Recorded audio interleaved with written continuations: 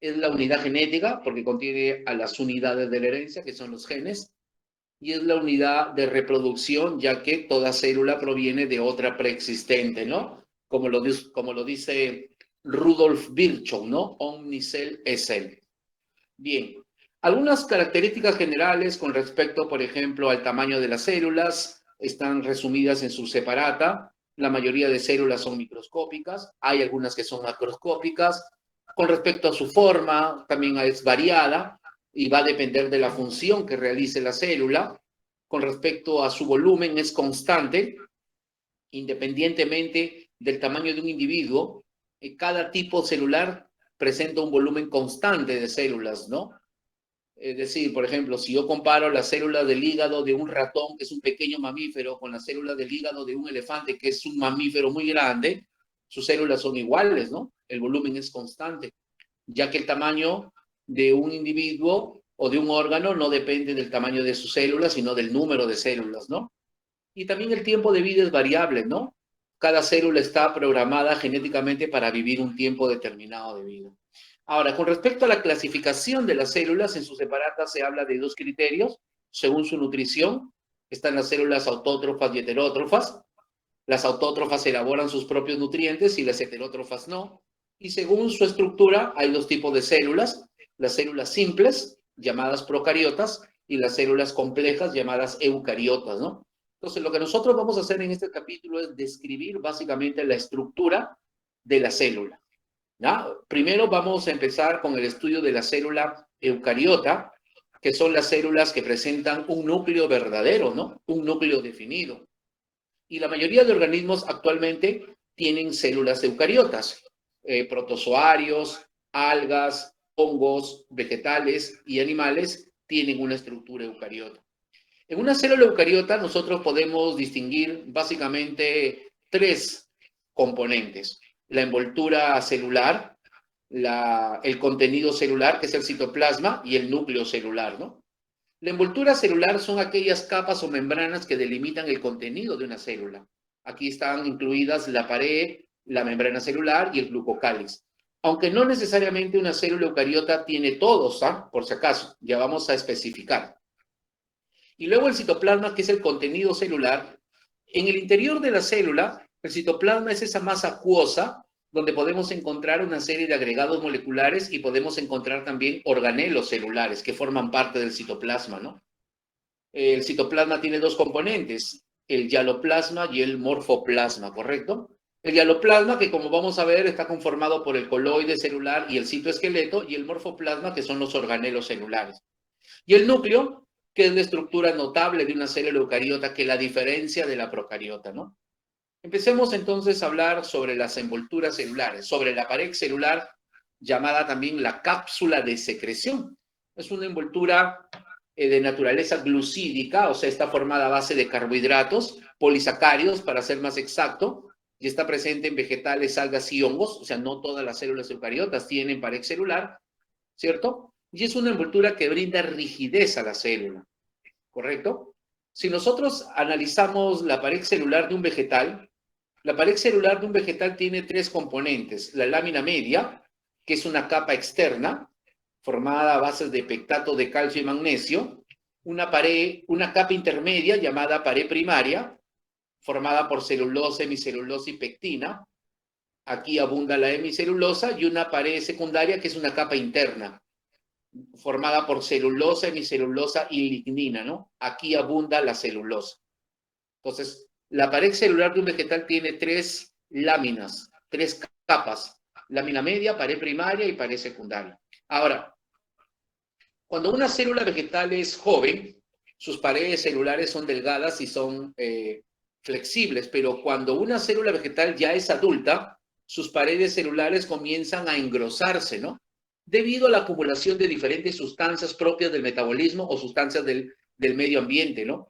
Sin embargo, hay algunas regiones tenues que quedan sin engrosar, que son llamados los porocanales o puntuaciones, como lo vemos acá. Son regiones donde no hay engrosamiento, y por esos porocanales, o también llamados punteaduras, atraviesan unos puentes de citoplasma llamados plasmodesmos, ¿no?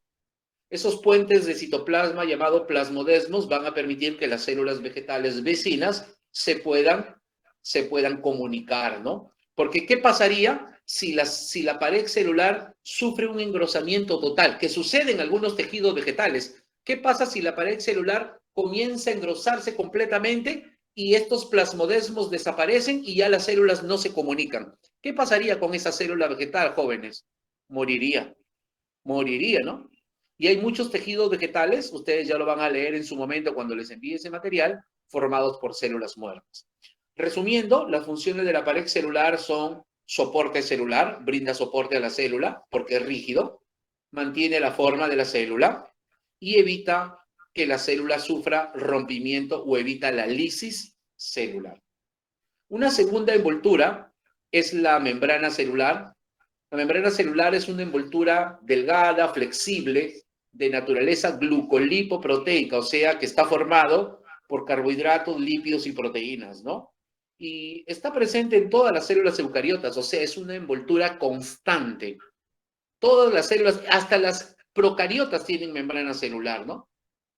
Bueno, la membrana celular tiene como función delimitar el contenido de la célula, o sea, todas las células están delimitadas por una membrana. La membrana es una puerta de ingreso y salida de sustancias de la célula, ¿no? Y debido a ello, la membrana celular tiene la capacidad de regular ese paso de sustancias y a eso se le llama permeabilidad selectiva. Regula el paso de las sustancias y además también la membrana celular participa en el reconocimiento celular, ¿no? La membrana celular, como veremos, presenta unas glucoproteínas que permiten reconocer células propias de células extrañas. El modelo de la membrana celular es llamado modelo del mosaico fluido y fue propuesto por Singer y Nicholson, ¿no? A través de la historia se han ido proponiendo diferentes modelos estructurales, pero el modelo aceptado en la actualidad es el modelo de Singer y Nicholson, en donde se nos dice que la membrana celular es una membrana formada por una doble capa de lípidos, que son estos fosfolípidos, ¿no? Doble capa de lípidos, estos son los lípidos en una doble capa, y en la cual se encuentran incrustadas o adheridas unas proteínas globulares, ¿no? Y que entre ambos componentes existe cierta dinámica lateral, ¿no? O sea, la membrana celular es una membrana dinámica, es una membrana fluida. A diferencia de la pared que es rígida, esta es una membrana fluida, ¿no? Aprovechemos la estructura del mosaico fluido y el esquema que presentamos ahí para ver cuál es la composición química de la membrana. Hemos dicho que es una membrana glucolipoproteica, formada por carbohidratos, lípidos y proteínas. Las proteínas son los componentes más abundantes de la membrana, 55%, y pueden ser de dos tipos. Hay proteínas llamadas intrínsecas y hay proteínas llamadas extrínsecas, ¿no? Las proteínas intrínsecas son proteínas que se encuentran incrustadas en la doble capa de lípidos, ¿no? Ahí están, incrustadas en la doble capa de lípido y ayudan a mantener la integridad de la membrana celular. Por eso que son también llamadas integrales, ¿no? Y también hay algunas que pueden atravesar toda la membrana participando en el transporte de sustancias, ¿no? Y las proteínas extrínsecas, que se encuentran sobre todo en la periferia, por eso se les llama también periféricas, pueden participar en el reconocimiento celular, ¿no? Estas proteínas extrínsecas están unidas a ciertos carbohidratos, formando glucoproteínas, ya lo vamos a ver, y de esa manera participan en el reconocimiento celular. Otro componente de las membranas son los lípidos, en un 42%, ¿no? Y hemos dicho que los lípidos más abundantes de las membranas son los fosfolípidos, ¿no? Justamente que hemos dicho al inicio, que la membrana celular está formada por una doble capa de lípidos, ¿no? Ahora, los fosfolípidos, como tú puedes ver, se disponen de esa forma, ¿no? Siempre la cabeza del fosfolípido está hacia afuera o hacia adentro, ¿no? Y la cola del fosfolípido está hacia el interior de la membrana, ¿no? Como la cola del fosfolípido es hidrofóbica, recuerda cuando hemos visto la estructura química de un fosfolípido, sus colas, que están formados por ácidos grasos, están hacia el interior de la membrana, ¿no? Porque son hidrofóbicas. Y eso determina la fluidez de la membrana celular, ¿no? Como esas colas entran en contacto y tienen la misma carga eléctrica, ¿qué pasa si tienen la misma carga eléctrica, chicos? ¿Se atraen o se repelen? Si tienen la misma carga eléctrica, las colas hidrofóbicas del fosfolipio, ¿se atraen o se repelen? ¿Qué creen ustedes? ¿Se repelen? Claro. Los mismos polos, no, polos iguales se repelen, polos opuestos se atraen. Entonces, eso hace que la membrana sea una membrana fluida, ¿no? No es una membrana rígida, no, es fluida, ¿no? Aparte de fosfolípidos, también podemos encontrar colesterol en las células animales, por ejemplo. El colesterol va a mantener, ¿no? Va a ayudar a mantener estable la membrana ante los cambios bruscos de temperatura. Y un tercer componente de la membrana son los carbohidratos, aunque en menos cantidad, 3%, esos carbohidratos son básicamente oligosacáridos. Oligosacáridos que están unidos a las proteínas, formando glucoproteínas, como lo vemos en la imagen, o unidos a los lípidos formando glucolípidos, ¿no? Unidos a proteínas formando glucoproteínas o unidos a lípidos formando glucolípidos, ¿no? Entonces ahí podemos ver la composición química de la membrana celular. Repito, es una membrana constante, ¿no? Y un tercer componente de la envoltura celular es el glucocálix. El glucocálix está, como vemos ahí, por ejemplo, en esta imagen, el glucocálix es una envoltura glucoproteica, o sea, está formada por las glucoproteínas de la membrana, ¿no?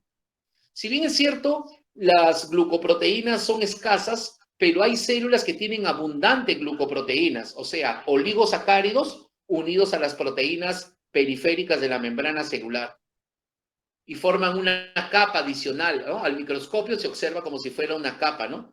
Esta envoltura llamada glucocálix solamente está presente en algunas células animales y protozoarios, ¿no?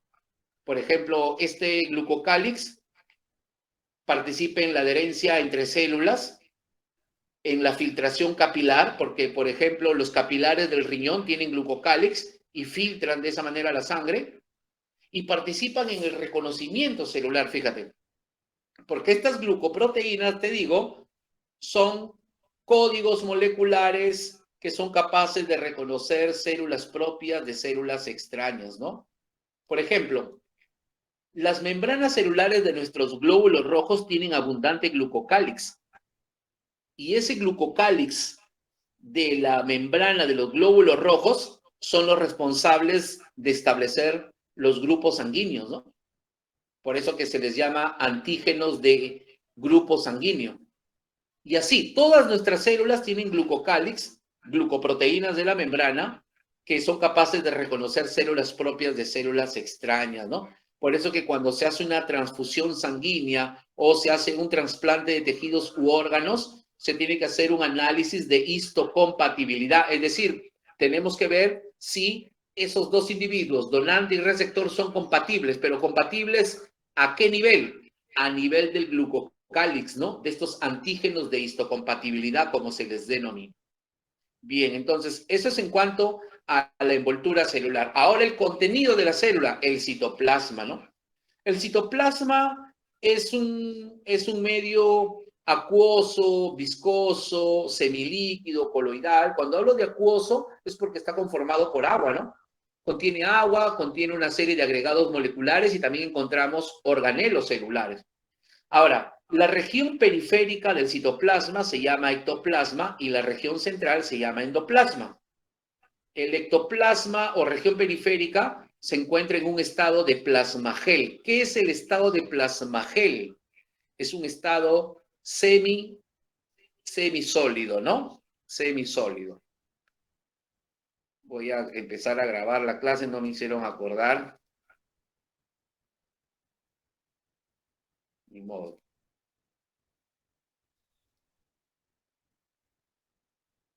Muy bien. Les decía entonces que la región periférica del citoplasma es llamado ectoplasma, que se encuentra en un estado de plasmagel, y la región central se llama endoplasma, que se encuentra en un estado de plasmasol. Plasmagel, semisólido, plasmasol, semilíquido, ¿no? Ahora, el citoplasma tiene dos componentes. El primer componente se llama la matriz citoplasmática, ¿no? O sea, mire, todo esto de aquí, que se extiende desde la envoltura hasta el núcleo no forma parte del citoplasma, todo esto es el citoplasma, ¿no? Entonces, aquí hay agua y hay también el citoesqueleto, pero también encontramos organelos. Los organelos forman una porción del citoplasma llamado morfoplasma y el agua, que es el coloide celular más el citoesqueleto, forman el hialoplasma, ¿no? Por eso que encontramos dos componentes, hialoplasma y morfoplasma. Hialoplasma, o también llamado matriz citoplasmática o citoplasma indiferenciado, está formado por el coloide celular y el citoesqueleto. Coloide celular significa, hablamos de un coloide es un tipo de solución, ¿no? Tú conoces algunos ejemplos de coloides, te pongo un ejemplo de un coloide. La clara de un huevo es un coloide. La sangre es un coloide. Una mayonesa es un coloide. Un gel es un coloide. Es un tipo de solución, ¿no? Una solución coloidal. Entonces, dentro de la célula, el coloide celular está formado por agua, que es la agua intracelular, que es la fase dispersante, más agregados moleculares llamados micelas, que forman la fase dispersante, ¿no? La fase dispersa, ¿no? Agua más micelas o agregados moleculares le dan esa consistencia del coloide celular, ¿correcto? Ahora, este coloide celular tiene ciertas propiedades. Este coloide, por ejemplo, tiene una propiedad llamada tixotropía. La tixotropía es la conversión del estado semilíquido al estado semisólido y viceversa, ¿no? Es decir, el coloide celular, el medio interno de la célula, puede pasar de un estado semisólido a semilíquido y viceversa, ¿no? Eso se llama tixotropía. Otra propiedad importante del coloide es el movimiento browniano, ¿no? Los agregados moleculares, los diferentes agregados moleculares que están dispersos ahí en el interior del coloide, chocan entre sí y como tienen la misma carga eléctrica, salen disparados en diferentes direcciones, emitiendo un movimiento en zigzag. Ese movimiento zigzagueante se llama movimiento browniano. Y tenemos el efecto Tyndall, que es el desvío de un haz de luz cuando choca contra las micelas, ¿no? Cuando un haz de luz atraviesa la célula, choca contra las micelas y se desvía. Y eso se llama efecto Tyndall, ¿no? Son tres de las propiedades que presenta el coloide celular. Entonces, el hialoplasma, que es el verdadero medio interno de la célula, tiene coloide celular, pero también tiene citoesqueleto. Dentro de la célula vamos a encontrar unas estructuras filamentosas de naturaleza proteica, donde están los microtúbulos, los microfilamentos y los filamentos intermedios. Todas estas estructuras filamentosas, tubulares, de naturaleza proteica, se encuentran formando una red llamada citoesqueleto o esqueleto celular, ¿no? Esta compleja red de microtúbulos, microfilamentos y filamentos intermedios se pueden ubicar inmediatamente después de la membrana y le dan soporte a la célula, pero también puede estar en el citoplasma, permitiendo que los organelos celulares estén ubicados en un lugar fijo, ¿no? No es que dentro de la célula los organelos y el núcleo están dando vueltas y vueltas y vueltas, no. Por lo general tienen un lugar fijo y el citoesqueleto ayuda a mantener esas estructuras en su lugar, ¿no? El otro componente del citoplasma, aparte del hialoplasma, es el morfoplasma o citoplasma diferenciado, y me refiero a los organelos celulares, ¿no? Estos organelos celulares son porciones de citoplasma delimitados por membranas y que cumplen funciones específicas dentro de la célula, ¿no? Hay diferentes clases de organelos celulares. Están, por ejemplo, los semiautónomos, los citosomas, los organoides y el sistema de endomembranas, ¿no? Por ejemplo, los organelos semiautónomos son organelos que tienen dos membranas y tienen su propio ADN, por lo que son capaces de autoduplicarse. Aquí se encuentran las mitocondrias y los plastidios, ¿no? Dentro de ellos los cloroplastos. Repito, se les llama semiautónomos porque tienen su propio ADN y pueden autoduplicarse. Por ejemplo, cuando la célula se divide, estos organelos también lo hacen, ¿no? Luego están los citosomas, que son unos organelos de forma esférica, monomembranosos. Entre ellos están los lisosomas, los peroxisomas, las vacuolas, los glioxisomas también.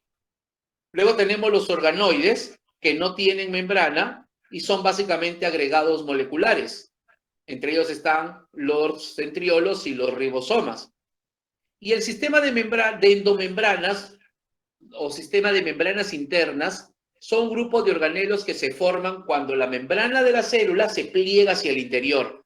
Entre ellos tenemos el retículo endoplasmático y el aparato de Golgi, ¿no?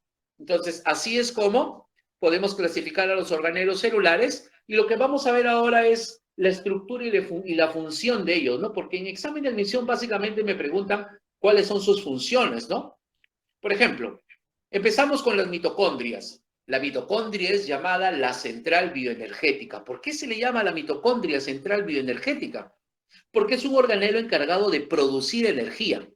En la mitocondria se llevan a cabo procesos de respiración celular aeróbica que permite la producción de energía, ¿no? Las mitocondrias son unos organelos bimembranosos, ya lo vamos a ver, tienen dos membranas, son semiautónomos, tienen su propio ADN, están presentes tanto en animales como en vegetales, tienen forma granular, y si nosotros hacemos un corte transversal, como la imagen que mostramos aquí, vamos a ver que la mitocondria tiene una membrana externa.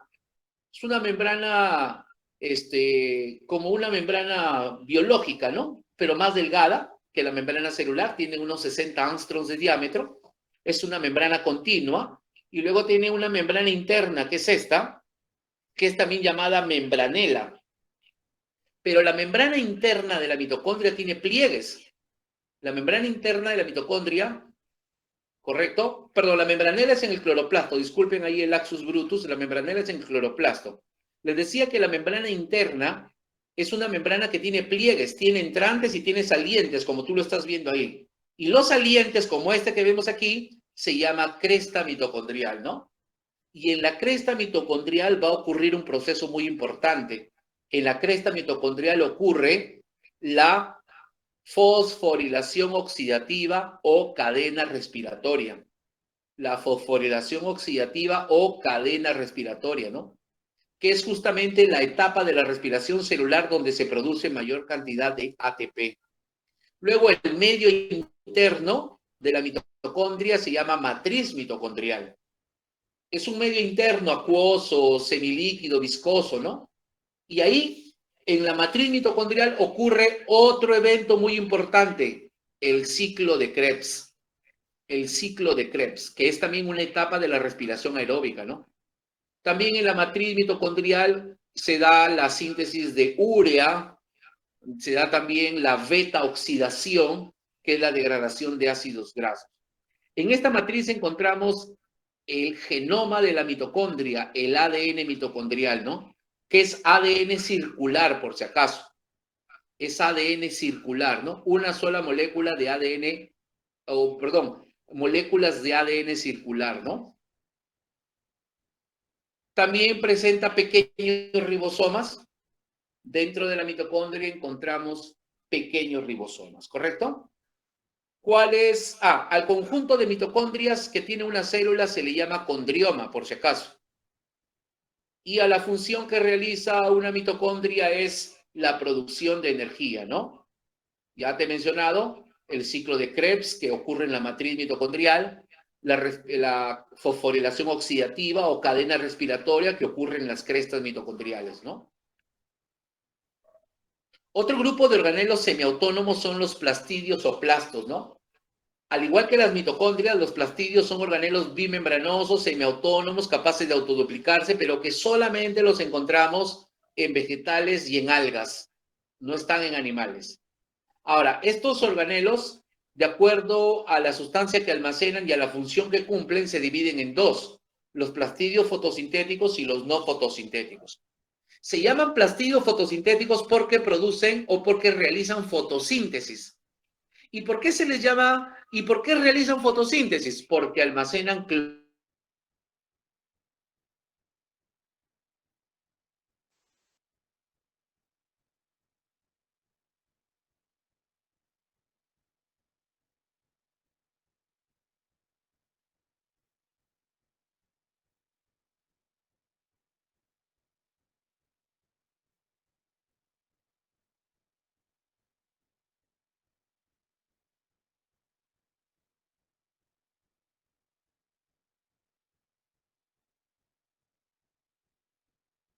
¿Ahora me escuchan?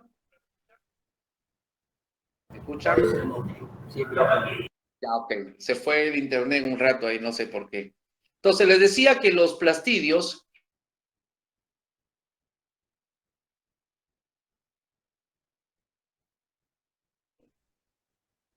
se clasifican.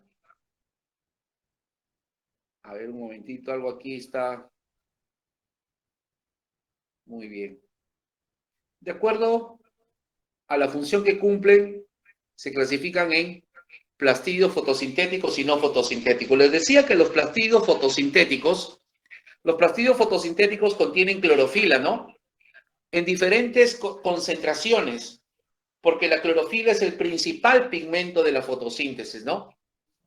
Y de acuerdo al pigmento que más almacenan, estos plastidios fotosintéticos se clasifican en varios grupos. Por ejemplo, están los cloroplastos, que son los más conocidos, que almacenan clorofila, por eso el color verde, pero pueden tener también otros pigmentos, ¿no? Los encontramos en las plantas y en la mayoría de algas. Están también los feoplastos, que almacenan fucosantina y que da el color a las algas pardas. También contienen clorofila, pero en menos cantidad. Los rodoplastos, que almacenan ficoeritrina, que da la coloración a las algas rojas, pero también contienen clorofila en menos cantidad. Y tenemos a los xantoplastos, que almacenan xantófilas, que dan colores amarillos a las diatomeas y a los dinoflagelados, pero que también contienen clorofila en menor cantidad. ¿Correcto? Y los plastidios no fotosintéticos no almacenan clorofila, no realizan fotosíntesis, pero pueden almacenar otros pigmentos u otras sustancias. Por ejemplo, están los leucoplastos, que almacenan sustancias de reserva. Son llamados plastidios incoloros. Por ejemplo, hay varios tipos, ¿no? Si almacenan almidón, se llaman amiloplastos. Si almacenan lípidos, oleoplastos. Si almacenan proteínas, proteinoplastos, ¿no? Y también tenemos a los cromoplastos, que almacenan pigmentos carotenoides, ¿no? Entonces ahí tenemos los dos tipos de plastidios y los más conocidos son los cloroplastos. Justamente vamos a ver la estructura de un cloroplasto. Un cloroplasto es un organelo de forma globular, redondeado, bimembranoso, que almacena clorofila, que realiza la fotosíntesis, ¿no? Presenta una membrana externa, que es continua, y una membrana interna llamada membranela. Aquí sí, ¿no? Yo les había dicho por error, pero lo rectifiqué, porque a veces se te cruzan los términos. En la membrana interna o membranela es una membrana que presenta pliegues. Se pliega y al plegarse forma unos saquitos aplanados, membranosos, que se conocen con el nombre de tilacoides, ¿no? Tilacoides. Y aquí en los tilacoides es donde se almacena la clorofila. Y es aquí en donde se lleva a cabo la fase luminosa de la fotosíntesis, ¿no? En los tilacoides que almacenan clorofila se lleva a cabo la fase luminosa de la fotosíntesis. Ahora, esos tilacoides están apilados uno debajo de otro, ¿no? Como los puedes ver ahí, como si fueran pues una pila de monedas, ¿no? Uno debajo de otro. Y al conjunto de hasta 50 tilacoides se le llama grana, ¿no? El conjunto de hasta 50 tilacoides. Ahora, los granas se unen por una membrana llamada lamela, ¿no? Los grana se unen por una membrana llamada lamela. Luego, el medio interno del cloroplasto se llama estroma, ¿no? Es el medio interno, donde vamos a encontrar ribosomas, donde vamos a encontrar ADN, ¿no? También el cloroplasto tiene ADN circular, pero aquí en el estroma se lleva a cabo la otra fase de la fotosíntesis, la fase oscura de la fotosíntesis, ¿no? En el estroma se lleva a cabo la fase oscura de la fotosíntesis. Bueno, al conjunto de... antes de ver cómo se le llama el conjunto de plastidios. Los plastidios embrionarios son llamados proplastidios. O sea, cuando una célula vegetal es embrionaria, los plastidios son llamados proplastidios. Si esos proplastidios almacenan pigmentos, se llaman cromatóforos. Y a los cloroplastos desorganizados se les llama etioplastos, ¿no? Cuando un cloroplasto deja de exponerse a la luz, no recibe ese estímulo que es la luz, se desorganiza. y se forma un etioplasto, ¿no? Por ejemplo, en la universidad, cuando hacíamos experimentos en fisiología vegetal, de pronto una plantita, por ejemplo, de geranio, que tiene tallo verde y hojas verdes, envolvíamos una de sus ramas con una bolsa negra, ¿no? Impedíamos que llegue la luz. A los pocos días, cuando sacábamos la bolsa, la rama verde y las hojas verdes ya no eran verdes, eran blancas. ¿Y por qué, profesor? Porque al no recibir luz, la clorofila se desorganiza, el cloroplasto se desorganiza y puede dar esa coloración verde, ¿no? Porque acuérdate que la coloración depende de la longitud de onda en que absorbe la luz el pigmento, ¿no? Al no recibir luz se desorganiza, por eso que se queda blanco, pues, ¿no? Que significa ausencia de pigmentos, ¿no? Al conjunto de plastidios se le llama plastidoma, ¿no? Es un dato por ahí, al conjunto de plastidios se le llama plastidoma. Seguimos con los organelos, ahora vamos a hablar sobre los ribosomas o gránulos de Palade. Hace un momento hemos hablado que los ribosomas participan en la síntesis de proteínas, es cierto, ¿no? Los ribosomas son unos organelos que carecen de membranas, son organoides, y decimos que son organizaciones supramoleculares nucleoproteicas porque están formados por ARN ribosómico, que es un ácido nucleico, más proteínas, ¿no? Se forman en el nucleolo. En el nucleolo de la célula eucariota se originan los ribosomas. Ahí se forman lo que llamamos subunidades ribosómicas, ¿no? A los ribosomas los podemos encontrar libres en el citoplasma, ¿correcto? Podemos encontrarlos adheridos al retículo rugoso, dentro de la mitocondria, en la matriz mitocondrial, dentro del cloroplasto, en el estroma del cloroplasto, como lo acabamos de ver, ¿no? Ahora, este ribosoma que vemos ahí es un ribosoma de una célula eucariota que presenta dos subunidades, una subunidad mayor de 60S y una subunidad menor de 40S, ¿no? La letra S significa unidades Sveigbergk, que es una unidad que mide el grado de sedimentación, porque cada subunidad, la mayor y la menor, se producen de manera separada en el nucleolo y cuando llegan al citoplasma se unen y forman un ribosoma. Ahora, yo te pregunto, la subunidad mayor tiene un grado de sedimentación de 60, ¿cierto? Y la subunidad menor tiene un grado de sedimentación de 40, por separado. Ahora, todo el ribosoma completo, ¿cuál es su grado de sedimentación? ¿Cuál sería su grado de sedimentación de todo el ribosoma? Pérez Dávila Jr., 80, muy bien. Muy bien. 80, exacto. Claro, 80. Profesor, pero 40 más 60 es 100. ¿Cómo va a decir 80? Están mal todos ustedes. ¿Qué tienen? ¿Qué les pasa? ¿Ya los han vacunado? ¿Qué les ha pasado? Un momentito. 60 más 40 es 100, es cierto, en aritmética, yo también lo sé, ya pasé primer grado de primaria, también he pasado por la secundaria, pero acá no es aritmética. Lo que sucede es lo siguiente, cada subunidad por separado tiene un grado de sedimentación, pero cuando se fusionan, cuando se juntan, la subunidad menor se introduce en la subunidad mayor en cierta parte y eso reduce su volumen. Al reducirse su volumen, el grado de sedimentación del ribosoma eucariota es 80S, ¿no? Tipo 80S, ¿no? Muy bien. Al conjunto de ribosomas que presenta una célula se le llama polisoma. Al conjunto de ribosomas, porque los ribosomas se encuentran unidos como si fueran las cuentas de un collar, se le llama polisoma. ¿Y cuál es la función de los ribosomas? ¿Cuál es la función de los ribosomas? ¿Recuerdas? ¿Me lo puedes decir? Ojalá que sí, para ver si dio resultado lo que he estado explicando. Ah, muy bien, Junior. Sintetizar proteínas, exacto. Muy bien, chicos, muy bien todos los demás que también están respondiendo.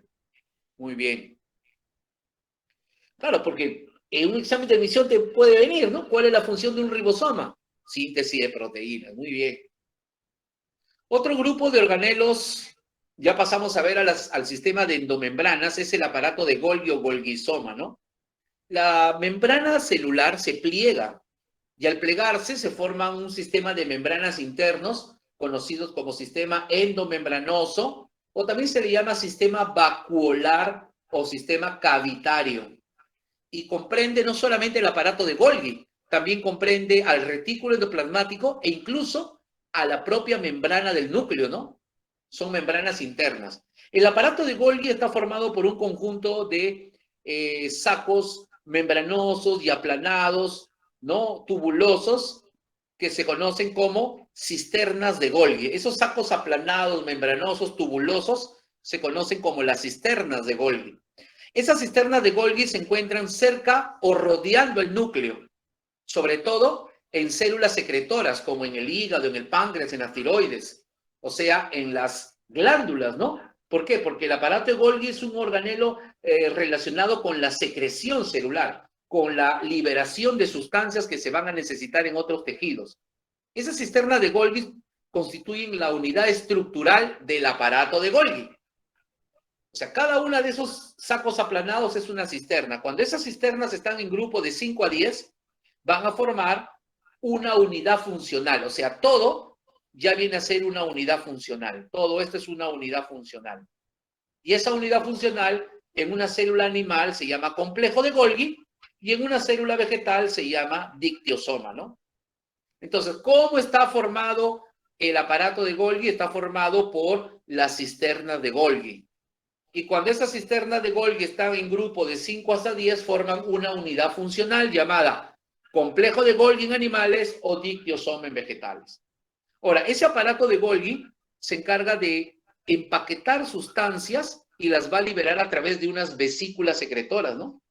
Esas vesículas secretoras pueden contener, por ejemplo, pueden contener pigmentos, pueden contener sales, pueden contener aceites, diferentes sustancias que la célula va a liberar hacia otros tejidos. Por eso se dice que el aparato de Golgi es el aparato secretor de una célula, ¿no? El aparato secretor de una célula. Ahora, el aparato de Golgi cumple diferentes funciones, ¿no? Ahí en su ficha se indican, ¿no? El aparato de Golgi se encarga de la secreción celular, se encarga de añadir porciones de membrana cuando la célula está en crecimiento, se encarga de la formación de organelos monomembranosos, o sea, la formación de lisosomas, peroxisomas, vacuolas. También el aparato de Golgi se encarga de la síntesis de los componentes químicos de la pared celular. En el aparato de Golgi de las células vegetales se sintetiza la hemicelulosa y la pectina, ¿no? Y también el aparato de Golgi se encarga de la glucosidación, de la síntesis de glucolípidos y de glucoproteínas. Y también se encarga de la formación del acrosoma del espermatozoide, ¿no? El acrosoma del espermatozoide contiene una enzima llamada hialuronidasa, que la encontramos en el espermatozoide y que le permite al espermatozoide poder penetrar las membranas del óvulo, ¿no? Todas esas funciones que yo acabo de mencionar se encuentran en su separata, ¿no? Ahí están resumidas. Ya no las coloco aquí porque sería repetir lo que ya tienen escrito. Otro sistema de membranas internas, otro organelo que forma parte de este sistema de membranas es el retículo endoplasmático, ¿no? O retículo endoplásmico. El retículo endoplasmático también está formado por sacos membranosos que se conocen con el nombre de cisternas del retículo. Así como en el aparato de Golgi se llaman cisternas de Golgi, estos sacos membranosos se llaman cisternas del retículo, ¿no? Este retículo endoplasmático hay dos tipos. Tenemos el retículo endoplasmático liso y el retículo endoplasmático rugoso, ¿no? El retículo endoplasmático liso o agranular está más alejado del núcleo, Y se llama liso porque no presenta ribosomas adheridos a su cara externa. El retículo endoplasmático liso se encarga, por ejemplo, de la síntesis de lípidos y esteroides, de la glucogenólisis, que es la degradación del glucógeno, y de la detoxificación celular, es decir, liberar de toxinas a la célula. Mientras que el retículo rugoso, también llamado granular o ergastoplasma, presenta ribosomas adheridos a su cara externa. Ahí podemos verlo, ¿no? Ahí, mire, al lado izquierdo, en la parte inferior del esquema, vemos unos puntos, son ribosomas adheridos a su cara externa, ¿no? ¿De qué se encarga el retículo rugoso? De la síntesis y transporte de proteínas de exportación. ¿Por qué se les llama proteínas de exportación? Porque son proteínas que serán liberadas hacia otros tejidos, ¿no? Que van a ser utilizados en otros tejidos. Por ejemplo, los anticuerpos, ¿no? Las inmunoglobulinas, o por ejemplo, las glucoproteínas del plasma, la mucina que está en la saliva, por ejemplo, ¿no? El retículo rugoso. En células musculares, el retículo endoplasmático liso es llamado también retículo sarcoplásmico y es el encargado de almacenar y regular el flujo de calcio. En el caso de las células musculares, o sea, en la fibra muscular, el retículo liso se llama retículo sarcoplásmico y es el encargado de almacenar y regular el flujo de calcio, necesario para la contracción, ¿no? Pasamos ahora a unos organelos monomembranosos, de forma esférica, delimitados por una sola membrana y que se originan la mayoría de ellos en el aparato de Golgi. Me refiero a los lisosomas, ¿no? O cuerpos de Duff. Los lisosomas son unos organelos en cuyo interior encontramos enzimas hidrolíticas y proteolíticas, ¿no? Como las enzimas digestivas. Y las encontramos en animales y protozoarios. Las células vegetales no tienen lisosomas, por si acaso, y son llamadas las bolsitas asesinas o suicidas, fíjate tú. ¿Por qué, profesor? ¿Por qué se le llama asesina o suicida?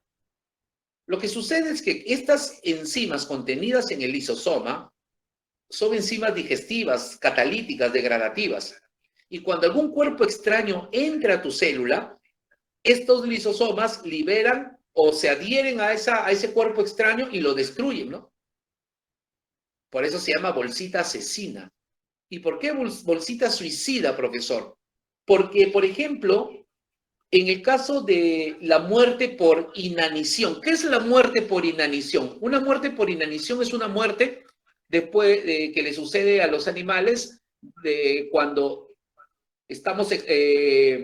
nos exponemos a una dieta prolongada, ¿no? O sea, dejamos de alimentarnos por muchas semanas, ¿no? Si tú dejas de alimentarte por muchas semanas, te mueres por inanición. Al no ingerir alimento, tus células se desorganizan, tus tejidos se desorganizan, ¿no? ¿Y qué pasa? Cambia el pH de tus células y en el interior de tus células los lisosomas se rompen dentro de tus células. Al romperse, se liberan esas enzimas y destruyen a tus propias células. Destruyen a tus células, destruyen a tus tejidos, dañan tus órganos y el animal o el humano pueden morir, ¿no? Son las llamadas bolsitas suicidas. En resumen, los lisosomas se encargan de la digestión intracelular, ya sea de material propio de la célula, autofagia, o material que proviene del exterior, heterofagia. Se encarga también de la liberación de enzimas de la digestión, porque las enzimas de la digestión están contenidas dentro de lisosomas y se liberan hacia el tubo digestivo. Y se encargan también de autofagia o autólisis, que significa la eliminación de fragmentos celulares y células enteras, ¿no? Eso lo podríamos explicar la próxima clase, como por ejemplo, cuando una mujer gestante, después de dar a luz y después de 9 meses y su útero haber crecido, cómo pasan los días y el útero va disminuyendo de tamaño. Hay una reducción de tejido gracias a los lisosomas. Pero eso, como te repito, lo vamos a ver el próximo lunes.